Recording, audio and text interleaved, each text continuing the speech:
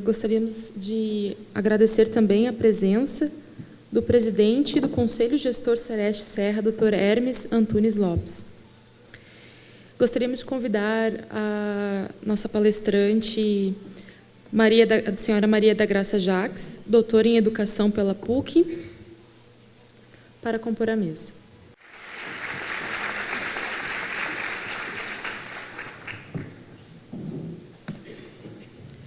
Agora passamos a palavra a Maria da Graça Jacques.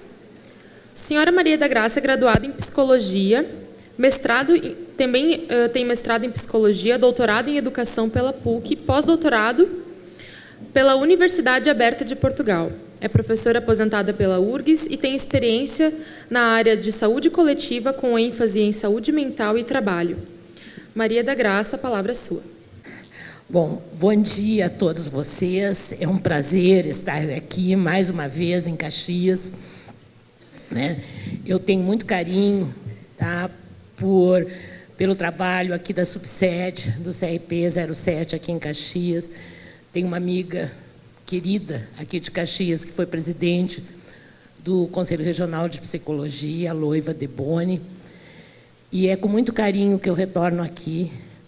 E também tenho muita simpatia com todo o trabalho do Sereste.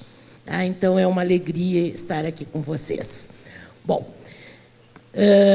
Eu vou pedir desculpa porque eu estou dizendo assim, a gente começa a ficar velho, começa a se repetir. Eu já me acho bastante repetitiva.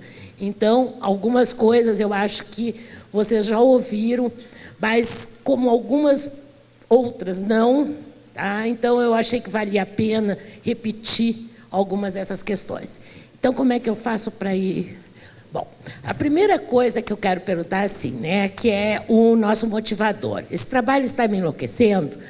Eu pergunto isso para vocês vão responder. Alguns respondem, sim, está. Né? Eu estou enlouquecendo com esse trabalho, não aguento mais, eu estou estressado, que nós estamos usando essa palavra como um sinônimo, né? Outras coisas, outras vão dizer não, tá? Eu levo numa boa este trabalho, não esquento. A maioria das pessoas vai dizer, depende, né? É o que a maioria responde, mas depende de quê? Tá? Então, essa é a questão que a gente traz aqui, tá? Para a gente refletir um pouco. Então, vamos lá. Primeira coisa que eu quero dizer para vocês, né, no depende. Vamos tentar, então, entender o depende. Qual é a representação social do trabalho? Tá? Para tentar dizer isso, tá, eu usei duas músicas do Chico Buarque. Tá? A primeira, que é essa, Vai Trabalhar Vagabundo. Vocês vejam que essa música nos remete muito da representação social que a gente tem no trabalho. Tá? O trabalho. Quem não trabalha, o que é? É vagabundo. Tá? Ao mesmo tempo, quem trabalha, aonde acaba? No fim da fila da Previdência. Né? Então, a ideia de o trabalho como sofrimento, tá? Como vai te entregar, vai te estragar, vai te enforcar, como morte. Tá? Se a gente for no segundo, tá? Pode passar o outro, por favor, que é a construção, que também é do Chico. Tá? Vocês vejam uma coisa, qual é a imagem que essa música nos traz? Né? Vocês vejam, ó, dançou e gargalhou como se ouvisse música, e tropeçou no céu como se fosse um bêbado, e flutuou no ar como se fosse um pássaro, se acabou no chão como um pacote flácido, agonizou no meio do passeio público, morreu na contramão, atrapalhando o tráfico. Vocês vejam que também a ideia da morte, seja a morte por acidente de trabalho, seja a morte por suicídio. Tá? Então, eu acho que essa representação social que a gente tem do trabalho é muito essa ideia de trabalho, sofrimento, né? Tortura. Vamos no outro. Mas, ao mesmo tempo, qual é a representação que a sociedade tem do trabalho? Tá? Também como promotor de saúde. Tá? Muitas vezes é exatamente, né, aquele conselho inadequado, né, quando a pessoa está se queixando de depressão, vai trabalhar. né? Como se fosse uma questão de vontade. Mas, além disso, o trabalho tem todo um valor cultural e simbólico, tanto que quem não trabalha é vagabundo. É o eixo central da identidade psicológica. Vocês viram a apresentação aqui da Graça. O quem eu sou aqui é o que eu faço, né? Foi o que colocou aqui. Quer dizer, a Graça é essa que faz isso, né? Ou que fez isso. Tá? É o principal mediador de integração social, na minha opinião, tá? Não só a minha, né? Eu me apoio em outros autores, é o principal mediador de integração social, muito mais do que a escola, tá? Na minha opinião. É fundamental no âmbito no âmbito afetivo e relacional. Vocês vejam hoje os nossos relacionamentos, e cada vez mais se dão pelo mundo do trabalho, né? Permite a expressão das habilidades psíquicas, né? E, principalmente, constrói os nossos modos de ser e de viver. Vejam que nós estamos todos aqui, né? Então, o que eu estou querendo dizer para vocês? Essas duas coisas, tá? O positivo e o negativo do trabalho juntos. Tá? Então, a gente está tentando entender esse depende. Vamos lá. Agora, sim, ó. Qual é a relação entre trabalho e saúde? Que é esse o foco, tá, que a gente vai explorar aqui. Eu trouxe uma crônica que é muito antiga, do Moacir Scler. Eu acho muito bonita também essas. Se vocês olharem, né, ele diz, né, que profissões novas surgem, também desaparecem, limpadores de chaminés, figuras comuns na Europa, em que a calefação das casas dependia das lareiras. As chaminés precisavam ser limpas e essa tarefa era delegada a meninos, sobretudo magrinhos, que entravam no estreito conduto, não raro nus, de lá emergindo, cobertos de fuligem. No século XVIII, o médico Percival Pote notou que esses jovens eram frequentemente acometidos de câncer de escroto, doença rara, o que atribuiu ao contato com a fuligem. Em relação à saúde, o trabalho pode ser uma faca de dois gumes. De um lado, traz vários benefícios. De outro está o estresse e o risco ocupacional. Lesões musculares e ósseas, envenenamento por produtos químicos, como asbesto e mercúrio, acidentes. Lesões por esforços repetitivos são cada vez mais frequentes em bancários, metalúrgicos, operadores de telemarketing. Nem profissionais de saúde escapam do risco. Não apenas de doenças contagiosas, mas de problemas emocionais, a depressão. É frequente nesse grupo. Na área rural, o agrotóxico é o grande vilão. Os problemas de saúde do trabalhador acabaram chamando a atenção de governantes. Na Alemanha do século XIX, o primeiro-ministro Bismarck tomou a iniciativa de criar o primeiro seguro-saúde. A medida foi recebida com protestos, sobretudo pelos grandes proprietários de terra.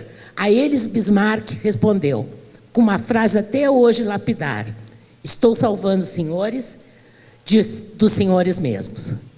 Tá? Eu acho que essa ideia, essa crônica, ela está fragmentada, tá? Senão seria muito... Mas eu acho que ela nos dá muito essa ideia do que eu estou querendo dizer para vocês, do depende. Tá? Vamos adiante agora. Mas nós estamos falando aqui de sofrimento psíquico, né? Esse é o nosso tema. Então, um ponto de partida que eu trago para a gente refletir é uma notícia antiga, vejam bem, março de 94. Tá? O título é Empregado humilhado ficou paralítico. Tá? A reportagem relata o caso de um metalúrgico que havia perdido a voz e o movimento das pernas após ser humilhado pela chefia. Ele foi atendido pela psicóloga do Sereste, na época, no Sereste de Porto Alegre. Ainda era o Sereste, quando o Sereste de Porto Alegre funcionava ali ao lado do pronto-socorro. E teve seu estado descrito como sofrimento mental desencadeado no trabalho. Parecer que foi levado em consideração pelo setor de perícias do INSS. Vou contar um pouquinho mais rapidinho essa história, porque eu acho essa história muito interessante. Ele era um rapaz de uma cidade do interior do Rio Grande do Sul, bem interior, Alpestre é o nome da cidade. Ele foi para Grande Porto Alegre, ele se empregou numa empresa e o chefe disse para ele: se você trabalhar direitinho, daqui a 1 ano você vai ter um aumento. E ele acreditou, aquelas coisas que ainda acredita. Quando ele, passado 1 ano, ele foi pedir o aumento para o chefe, e o chefe destratou, disse que ele não prestava para nada, só para pastar capim. Essa referência com animal é uma referência que machuca muito as pessoas. Deu um nó na garganta, e ele ficou mudo. Ele ficou depois no Sereste um tempo. Esse caso, vocês vejam, foi o primeiro caso que o INSS reconhece, como com relação com o trabalho. Por isso foi notícia de jornal. É interessante que não se pode divulgar esse prontuário. O Sereste tem esse prontuário. Esse prontuário não pode ser divulgado porque não tem autorização da pessoa. O pessoal, o Sereste de Minas, queria esse prontuário, não pôde ser emprestado, porque não se tem não foi colhida a autorização por causa da época, não havia essa preocupação na época, e a pessoa não se sabe onde está a pessoa. Então é lamentável que tenha acontecido isso, mas é uma situação que a gente tem. E eu acho que é importante, porque ele é o primeiro caso de reconhecimento oficial da relação trabalho-saúde mental. Vamos adiante. Bom, no contexto atual, o que a gente tem? Depressão e suicídio entre a população rural. Isso a gente sabe bem, a causa é o agrotóxico. Não há dúvida, e cada vez mais a gente vê, o que é a produção e o uso do agrotóxico. Ontem, inclusive, eu peguei um caderno de um jornal que se chama Campo e Lavoura, se eu não me engano, e era assim, uma reportagem de página inteira sobre o uso e as substâncias, enaltecendo, de alguma forma, o uso dos agrotóxicos, como o nome até usado é defensivo agrícola, que não tem nada de defensivo. Bom, além disso, o que a gente observou? As empresas que viveram processos de reestruturação produtiva apresentaram altos índices de sofrimento mental. É uma coisa muito interessante, até tem uma tese de doutorado da Graça Ruffel, que ela fala assim, porque tem os que sobrevivem na reestruturação produtiva, quer dizer, não são os demitidos, porque a reestruturação produtiva no Brasil é demitir. O que acontece? Os que sobrevivem desenvolvem uma síndrome chamada síndrome do sobrevivente, que é exatamente assim, a culpa que tu fica de por que eu sobrevivi nessa empresa. E o meu colega do lado foi mandado embora. E a própria competição que gera, etc. Ali os índices da Organização Mundial da Saúde, e aqui, os dados do INSS, os chamados transtornos mentais do comportamento ocupam o 3º lugar, gente. Isso é gravíssimo, porque vocês sabem que a gente tem uma dificuldade enorme de fazer um nexo. Então, se está aparecendo como o 3º lugar, vocês imaginem o que significativa deve ser o número de pessoas que adoecem mentalmente com relação com o trabalho. Vamos adiante. Bom, sempre foi assim, é a pergunta que eu faço para vocês. A gente tem alguns registros históricos. Essa do Ramazini eu acho muito interessante. Vocês vejam, ele fala, olha só, a referência ao sofrimento mental dos escriturários e tipógrafos. Gente, 1700. Depois a gente tem uma outra referência interessante do Marx e do Engels, que é as consequências do trabalho no sistema nervoso dos trabalhadores. O R. Ford, quando ele cria a esteira, a preocupação dele já vem, ele escreve, de que as pessoas, que aquele trabalho é extremamente enfadonho e que provavelmente vai gerar problemas. Depois nós temos uma primeira revista, tá? 1917, toda ela dedicada à relação trabalho e sofrimento mental. Tá? Vamos adiante. Agora aqui, ó, isso eu acho lindíssimo, porque em 1936, vocês lembram daquele filme do Charles Chaplin, né? Lembram que ele enlouquece, né? Esse filme é de uma genialidade, porque vocês lembram que ele tem um movimento assim, né, com as mãos, que é uma associação com o que depois a gente vai chamar de Lerdort, né? Em 1936, quando ele fez esse filme, o Freud estava publicando um artigo chamado Análise Terminável e Interminável, alguma coisa do tipo, e nesse, o Freud diz assim, o trabalho até pode ser uma causa secundária do adoecimento, pode ser um fator, talvez um fator desencadeante. Vocês veem, a ciência dizia isso, a arte dizia o quê? O trabalho enlouquece, né? Em 1952, a gente tem o uso, começa o trabalho a entrar dentro dos hospícios, né? Aqui tem uma coisa muito interessante, que é a ergoterapia, não sei se vocês conhecem essa história, eu vou contar rapidinho, não sei se também não é folclórica, mas é interessante.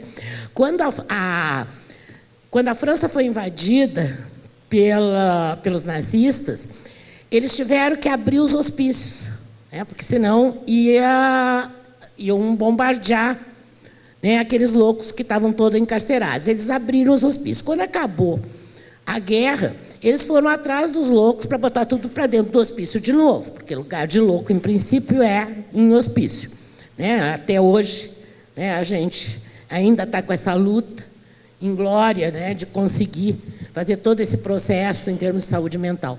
Bom, o que eles constataram?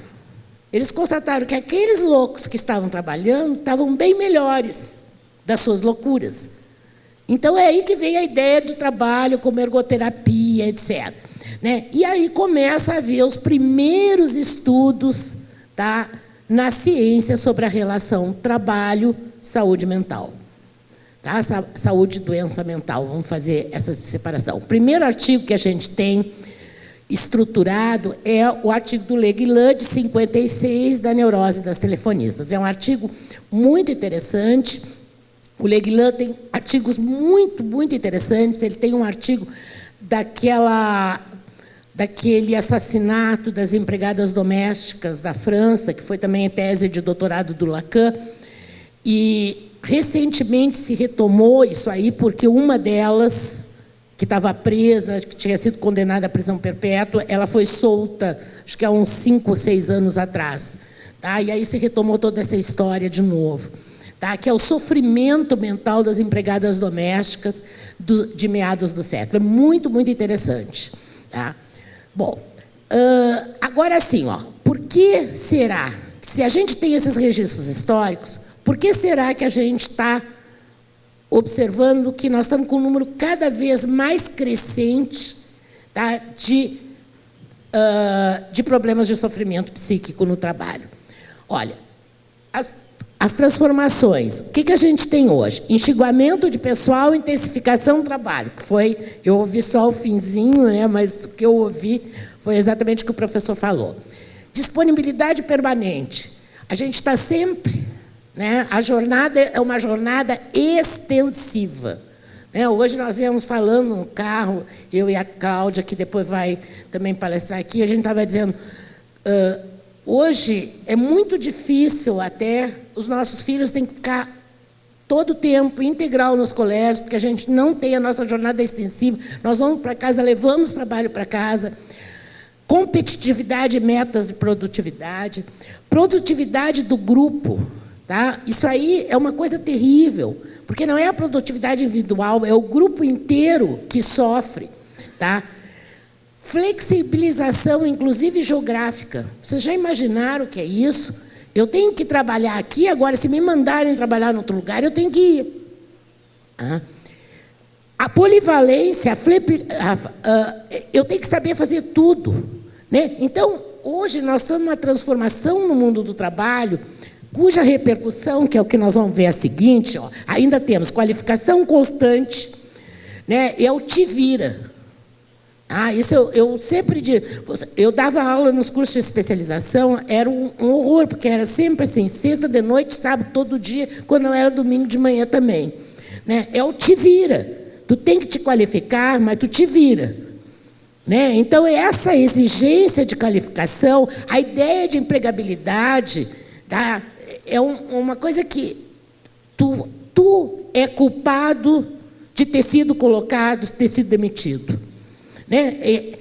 É uma coisa que a empregabilidade é algo que persegue as pessoas, o assédio moral, as relações perversas, a banalização do mal. Eu acho que a gente poderia falar muito sobre isso, né? Mas são todas essas transformações. Então, vejam bem, o que a gente tem? É isso que eu queria chegar.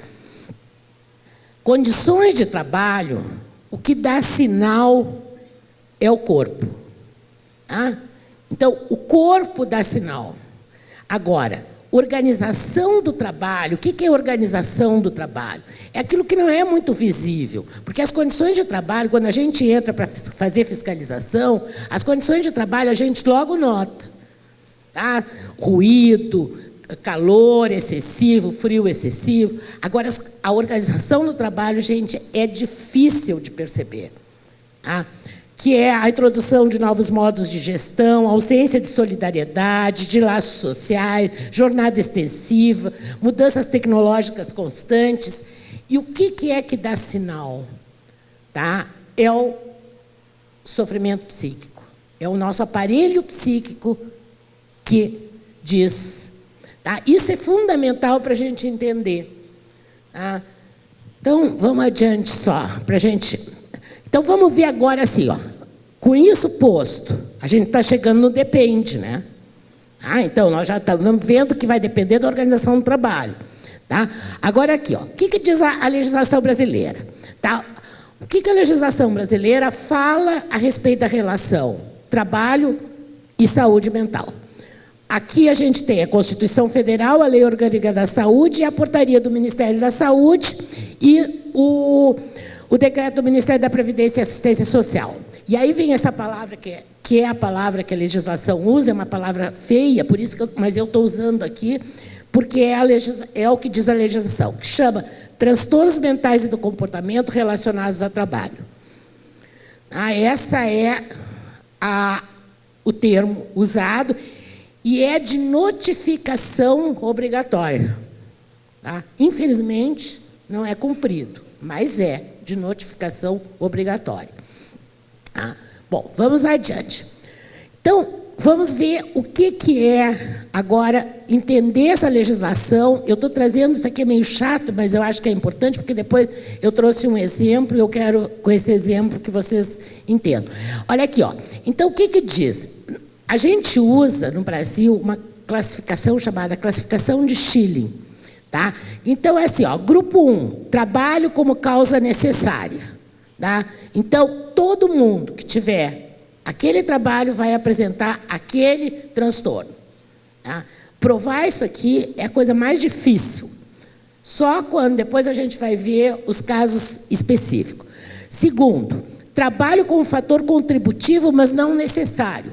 É aquele que a gente já tem estudos epidemiológicos que mostram que naquela categoria profissional existe o maior número de pessoas com aquele tipo de transtorno. Tá? Por exemplo, burnout entre professores. Depois eu vou trazer para vocês esse exemplo também. Tá? E o grupo 3, tá? Que é onde encaixa quase tudo, tá? Que é o trabalho como provocador de um distúrbio latente ou agravador de doença já estabelecida. Gente, fazer nexo causal. Tá? É isso que exige. Tá? E quem é aqui da área de saúde mental sabe a dificuldade da gente dizer qual é a causa de um determinado transtorno. Né? Então, vamos lá. Então, olha aqui, ó. Os chamados transtornos mentais se classificam, em geral, nos grupos 2 e 3. Tá? Exceto aqueles causados por substâncias tóxicas ou fatores específicos, como o trauma físico. Então, com agrotóxico, com asbesto, isso aí a gente consegue. A classificação no grupo 2 pressupõe a existência de excesso de prevalência, um nexo técnico epidemiológico, que parecia que ia ser uma grande solução e que a gente está tendo problemas também. Tá? E aqui vem o que eu tinha falado para vocês, a classificação no grupo 3, o nexo causal. Gente, agora a dificuldade está aqui. Tá? Vou contar mais uma coisa rapidinho, mas veja assim, juízes do trabalho têm muito isso, e eles chamam muito. Tá? E a gente, tudo é doutora, né? Doutora, eu quero saber assim, qual é o percentual do trabalho nesse transtorno? Quanto por cento do trabalho foi nesse? Eu não consigo responder. Eu não consigo dizer, ele quer saber se foi mais de 50% ou menos de 50% para ver se dá o benefício ou não dá. Não, entende? É muito, muito complicado. Vamos lá. Olha aqui, ó, eu botei para vocês aqui, só para vocês terem uma ideia do tipo de coisa que acontece. Isso aqui, ó, é agente tóxico específico. Tem aquela substância, gera isso. Olha o tipo de transtorno que tem. Está vendo? Ó? O que é mais fácil aqui é o estado de estresse pós-traumático, porque tem um evento, então já se faz em seguida o nexo. Vocês veem que assalto a banco, eu não sei a situação aqui no Rio Grande do Sul, mas em Caxias do Sul, o sindicato dos bancários já imediatamente depois de um assalto já emite a CAT. Porque não tem jeito. Tá? É um trauma terrível, ainda mais esses agora que estão explodindo, os caixas eletrônicos, eles não conseguem, entende? O trauma que a pessoa sofre é de tal magnitude que, em geral, já o estresse pós-traumático. E o transtorno do ciclo vigília e sono também é fácil, porque é para trabalho noturno ou por turno, mas do resto tem que haver a substância específica, tem a lista. Tá? Bom, o grupo 2 é aqueles que têm um maior número. Então, alcoolismo crônico. Tem algumas funções, alguns tipos de trabalho que geram o uso abusivo de álcool. Embora, por exemplo, que é bem assustador, porque é motorista de transporte urbano. Né? Assusta pelo tipo de trabalho que essas pessoas desenvolvem. Mas é interessante isso, porque quem faz, tem um estudo muito interessante, diz que quem faz o controle da quantidade de álcool que o motorista vai ingerir é o dono do boteco, lá do fim da linha, que dá o martelinho e diz, não, hoje já deu para ti. É quem faz o controle da quantidade de álcool. Agora, a gente tem que cuidar, tem um trabalho da Maria Elizabeth Antunes Lima, que ela mostra que, muitas vezes, o álcool e a droga associado ao trabalho é funcional. Vocês podem imaginar isso, a pessoa só consegue trabalhar ali, se beber ou se cheirar, senão não consegue. Um caso que ela estudou, foram várias categorias profissionais, uma dessas é a construção civil. O cara não sobe lá em cima, se ele não ingerir álcool. E todo mundo fecha os olhos. O que vai? Vai muitas vezes a garrafa de café, mas no café tem álcool. E supervisores, todo mundo fecha os olhos. Por quê? Porque senão a pessoa não faz aquele trabalho. E também tem um controle, assim, qual é o ponto, que é o ponto que deu. Né? Então, tem muitos estudos interessantes. A síndrome de burnout, que eu quero conversar um pouquinho com ela, com vocês. Algumas categorias, a gente já sabe que a síndrome de burnout é típica daquela categoria profissional. Uma delas são os professores. Outra delas são os profissionais da área da saúde. É aquela história de estabelece vínculo, rompe vínculo, estabelece vínculo, rompe vínculo. que é extremamente doloroso. O burnout, tá? Quando ele aparece, ele se confunde, tá, com depressão. Então, se vocês forem ver as estatísticas do Ministério da Educação, por exemplo, e das secretarias de educação estaduais e municipais, vocês vão ver um número enorme de pessoas com diagnóstico de depressão. E não é depressão, é erro de diagnóstico, é burnout. Se é burnout, entra aqui, afasta como doença relacionada ao trabalho. Depressão não entra aqui. Tá? Vejam, a depressão só aparece lá no grupo 1. Então, é só aquele caso da depressão causada por um agente. Tá? Então, vocês vejam, por isso a importância da gente ter estudo epidemiológico. Quer dizer, quando a gente começa a mostrar naquela categoria que há uma prevalência maior, a gente entra aqui. Tá? No grupo 2. Tá? Senão a gente não entra. Tá? Então, por isso que é importante esses estudos. E o que é? É erro de diagnóstico. As pessoas não reconhecem o que é burnout. Tá? Nós fizemos um estudo, tá? Acho que tem, eu vou contar, é um estudo feito com psicólogos. Tá? A gente fez um estudo com psicólogos sobre a síndrome de burnout. O que tinha? Existiam duas características, são 3 as características presentes da síndrome de burnout. Exaustão emocional, todos tinham. Despersonalização, que é aquele quando tu endurece a relação com o outro, todos tinham. Mas, tá, tem um terceiro fator, tá, que tem que ser, tu tem que ter um desinteresse pelo trabalho. E o que acontecia? Os psicólogos tinham um grande interesse pelo trabalho. Então, o que segurava, e não aparecia o burnout, aparecia o estresse, mas não aparecia o burnout. Por quê? Porque ainda o trabalho tinha um significado e tinha uma relevância. Vocês entenderam? Então, é uma coisa interessante da gente ver. Então, como aparece exaustão emocional e despersonalização, muitas vezes, ao diagnóstico errado, dá um diagnóstico de depressão. Tá? Bom, episódios depressivos, é o que eu disse para vocês, é muito difícil a gente conseguir fazer. E a síndrome de fadiga relacionada ao trabalho também é muito difícil a gente conseguir fazer como grupo 2, mas tem algumas funções que a gente tem. Vamos lá no grupo 3. Olha aqui o que a gente pode enquadrar. Alcoolismo crônico, outros transtornos neuróticos. Gente, outros transtornos neuróticos é nada. Tá? E imagine nós colocar outros transtornos neuróticos e ainda ter que fazer nexo causal com o trabalho. Porque nós vamos ter que fazer nexo causal aqui.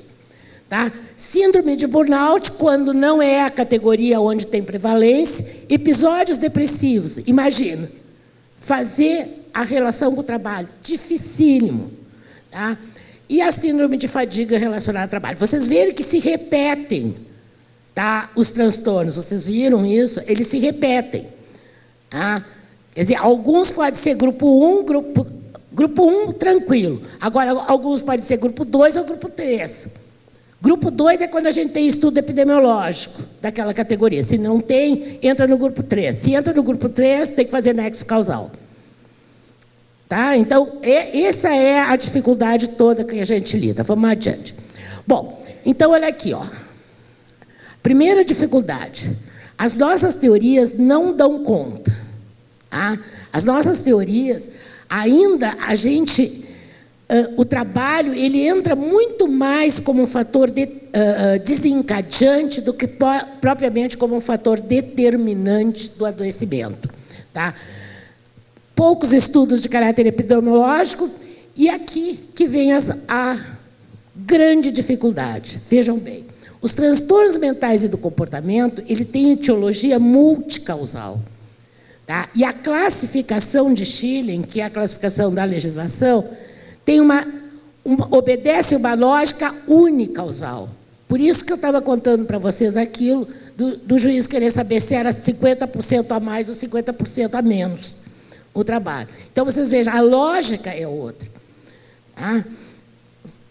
Bom, então, assim, ó, como é que a gente tem que fazer esse diagnóstico? A primeira coisa, gente, é a anamnese ocupacional. Sem anamnese ocupacional, a gente não chega a nada. Eu vou contar outra história para vocês. Eu conto sempre essa história porque é uma história que me marca profundamente. Era uma moça que era professora universitária de uma universidade particular do interior do Rio Grande do Sul. Ela começou a ter episódios graves de depressão, graves. Ela teve 3 internações psiquiátricas. Aí ela começou a ter dificuldade de memória, dificuldade de atenção, tudo era atribuído ao diagnóstico de depressão. Na 4ª internação psiquiátrica, o médico resolveu perguntar, mas o que é mesmo que a senhora faz? Porque dizia na ficha, professora. Quando ele perguntou, o que é mesmo que a senhora faz? Ela disse, não, 20 horas eu dou aula. 20 horas eu trabalho no laboratório. Aí ele disse, quem sabe a gente faz o exame de urina. Gente, ela tinha intoxicação por mercúrio, por cromo, por cádmio, eu não lembro mais, tinha tudo, tudo. A depressão era em função da exposição a metal pesado. Se essa anamnese tivesse sido feita lá na primeira internação, qual era o prognóstico? Excelente. Na 4ª internação, o que aconteceu? Ela teve que ser aposentada por invalidez. E você sabe que a aposentadoria por invalidez em professor de universidade particular, o salário é muito mais do que o teto do INSS. Então, ela vai ser aposentada pelo teto do INSS. Então, eu estou contando isso para dizer como a gente tem que fazer essa anamnese ocupacional e essa anamnese ocupacional com cuidado. Vamos lá. Bom, agora eu vou trazer um exemplo. Esse exemplo está no livro até que uma colega que está aqui presente até hoje apresentou. É um exemplo que eu acho excelente, para responder aquela pergunta lá do começo que eu fiz para vocês, o depende. Nós vamos ver ele rapidinho, pode passar. É assim, ó, é a história. Foi a Beth que fez, mais a Ada, foram várias pessoas. Olha só a história desse rapaz, Carlos. Nasceu numa pequena cidade do interior, os pais eram lavradores, trabalhavam um pequeno pedaço de terra. O pai é descrito como... prestem atenção na história dele. O pai é descrito como muito rigoroso, mas não violento. Na escola sempre teve bom relacionamento com a família. Como a família tinha dificuldades financeiras, chegou a escrever a matéria a lápis para no ano seguinte pudesse utilizar novamente o caderno. Estudou apenas até o 4º ano primário. Olha agora, ao voltar da escola, almoçava e ia fazer algum tipo de trabalho. Segundo ele, nunca ficava assim na rua, à toa, vadiando da rua. Está vendo? Quem não trabalha é vagabundo, né? Então, vamos lá. Casou-se aos 22 anos, 4 filhos, depois fez o supletivo do 1º grau, trabalhava durante o dia, estudava à noite, interrompeu os estudos porque se sentia cansado. Durante o período que trabalhou como garagista, seu último emprego, olha aqui, só tirou férias quando a filha se casou. Vocês estão vendo aquela lógica, né? Foi demitido alguns dias depois de ter saído do hospital, onde foi internado com problemas de fígado e pâncreas. Quanto aos problemas de saúde mais recentes, surgiram após o último emprego. A sobrinha informa que, em 1998, ele foi internado 2 vezes. A primeira foi pancreatite e a segunda, princípio de derrame. Então, vocês vejam que ele não tem internação psiquiátrica. Tem essa pancreatite atrapalhativa aí, por causa da questão do álcool, né? Vamos lá. Aí vem toda a história dele, tá? Agora veja como a história dele é interessante. Vocês vejam, ele começa a trabalhar na infância, na lavoura, diversas fazendas. Aos 15 anos começou a trabalhar numa farmácia, permaneceu nesse emprego por 2 anos, demitiu-se na busca por maior salário, trabalhou como garçom, primeiro no interior, depois na capital, sempre sem carteira assinada. Aos 19 anos foi trabalhar em uma construtora como zelador, permaneceu nesse emprego por 6 anos com carteira assinada. Vocês vejam que ele ele começa a ter uma certa progressão, né, entre aspas, né, na vida de trabalho dele. Tá? Vamos lá. Dos 26 aos 32, alugou uma loja, olha só. Começou a vender tecidos, material escolar, miudezas. Com o aumento do aluguel da sala, viu-se obrigado a desfazer do negócio. Após fechar a loja, decidiu comprar gado, passou a dedicar-se à produção de leite. A região se urbanizou, tornou inviável esse tipo de atividade. Olha aqui, ó. Voltou a trabalhar em um bar por mais de 2 anos, realizando pequeno serviço. Saiu para empregar-se o estacionamento para ter a carteira assinada. Vocês viram? Ele vai uma progressão e ele tem uma queda. Tá? Então, ele começa de novo, tá? aquela trajetória que ele já tinha feito uma vez. Tá? Bom, agora veja o último emprego. Ele começou como porteiro noturno, 4 anos e 6 meses, trabalhava em dias alternados, sem regime de turno fixo, das 19 às 7 horas. Olha aqui, seu local de trabalho era 1,20 m por 80. Tá? 1,20 m por 80. Onde se encontrava um relógio, um interfone, um telefone, uma campainha, uma cadeira e um painel, onde ficavam os cartões com os números das vagas que eram entregues aos usuários. Vocês imaginam um cubículo, né? E nesse cubículo ainda tinha tudo isso. Muito bem. Aí, como é que ele conta do trabalho? Os carros buzinavam, ele abria uma janelinha, se era mesmo o usuário, caso ficasse confirmado, abria o portão, levantava a cancela, dava o cartão, acionava um botão vermelho para indicar a entrada de um veículo, controlava os sinais luminosos do segundo andar, acendendo uma luz vermelha para indicar a subida de carro e uma luz verde para liberar a descida. Não podiam era se encontrarem. Tá? Bom, ainda atendia telefone, interfone e jornais, tudo bem. Aí entra um novo síndico. Tá? E há mudanças na organização do trabalho. Proibiu televisão, rádio, e introduziu um relógio no posto de trabalho de todos os porteiros, que deveria ser acionado de 25 em 25 minutos. Tá? Então, de 20 é para não dormir, né? Aquela prática. Além do relógio, uma câmera, que através dela o síndico podia observar tudo o que acontecia a partir de seu escritório, repreendendo aqueles que estavam conversando. Ficou proibida a leitura dos jornais e ele tinha receio de ficar registrado na Câmara, deixou de usar esse recurso. Tá? Então, vocês vejam que há uma mudança na organização do trabalho e agora vocês vão ver como é que começa o sofrimento do Carlos. Tá? Então, ele começou, os barulhos começaram a incomodá-lo, a campainha assustava, isso depois de 3 anos, aí ele começou a ter insônia, se assustava quando os usuários buzinavam para sinalizar que estavam descendo, mas também quando não buzinavam, porque ele tinha medo que se encontrassem os carros. Pode ir adiante. Em vários momentos, ele fala do seu medo, tudo, né? Medo de ser advertido, as noites sem dormir. Vocês estão vendo a história do Carlos, do pai severo. Lembram de toda essa história que ele está carregando com ele, né?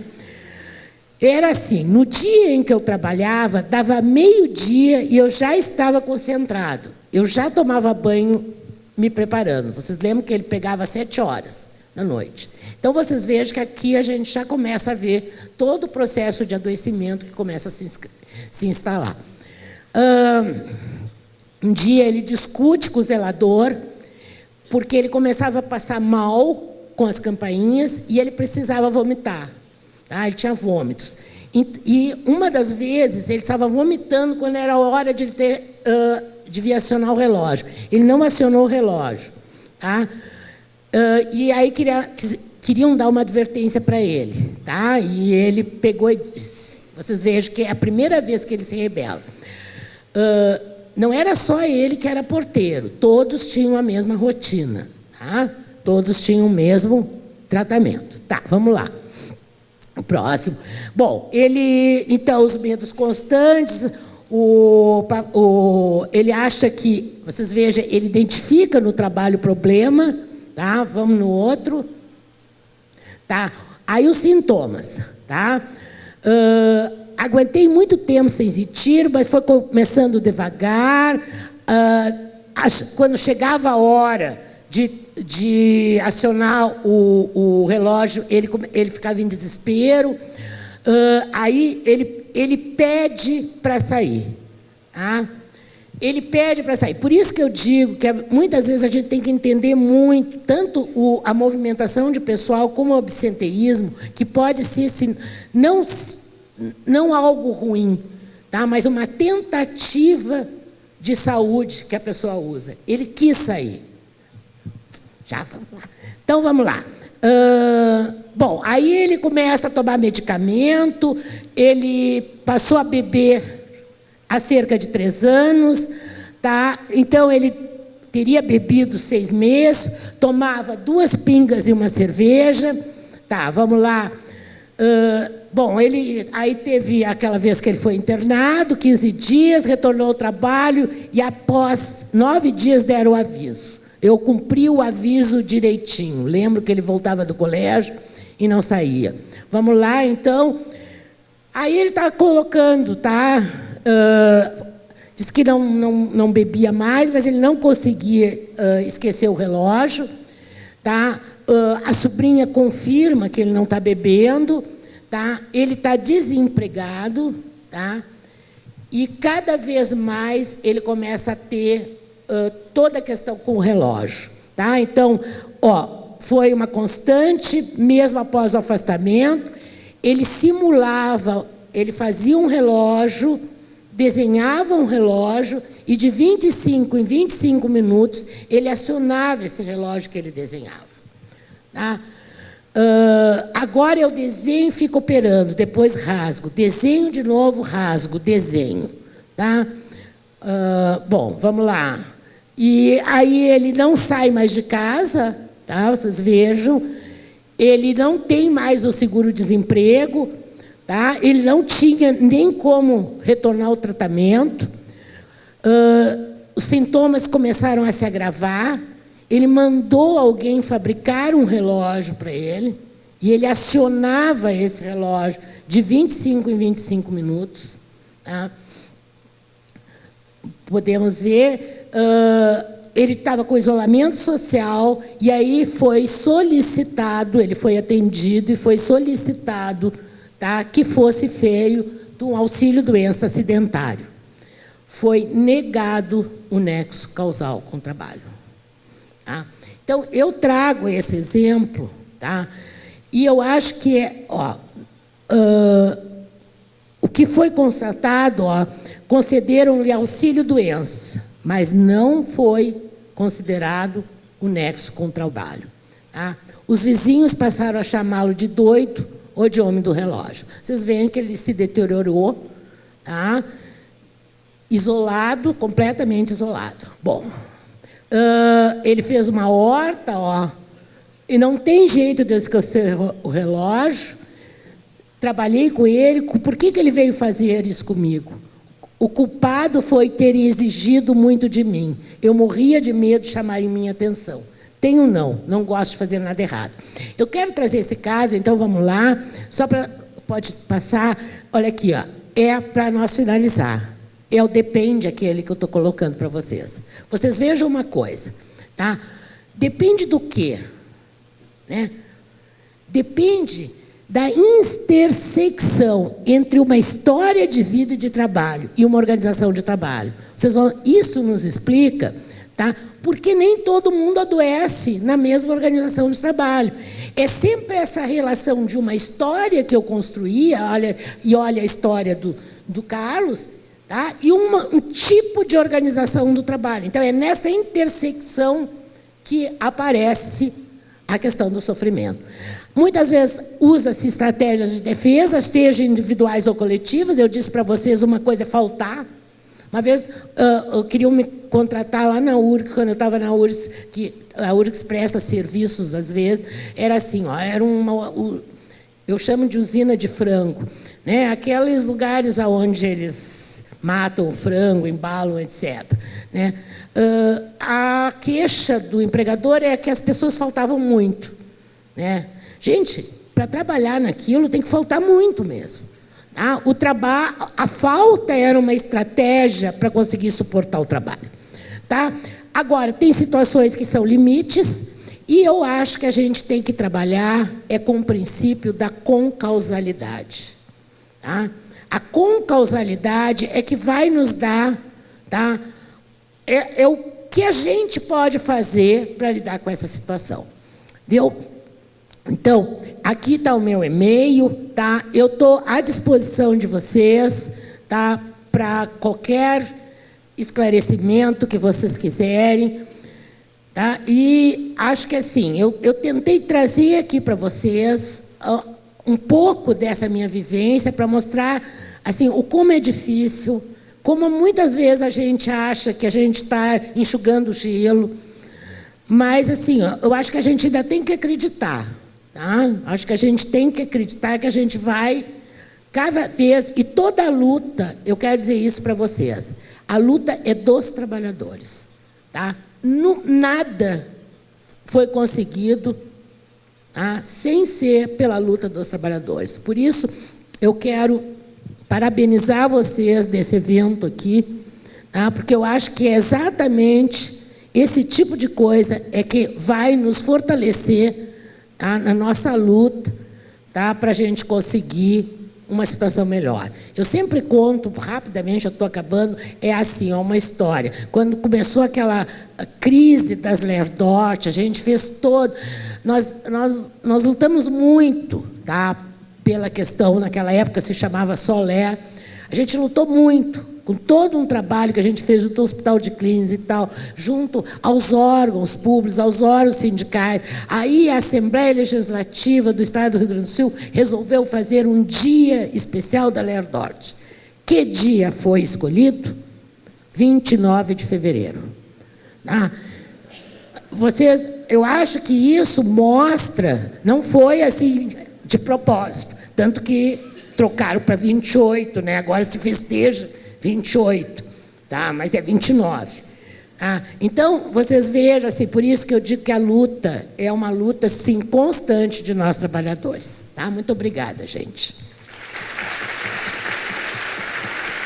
Você conversa aqui direitinho.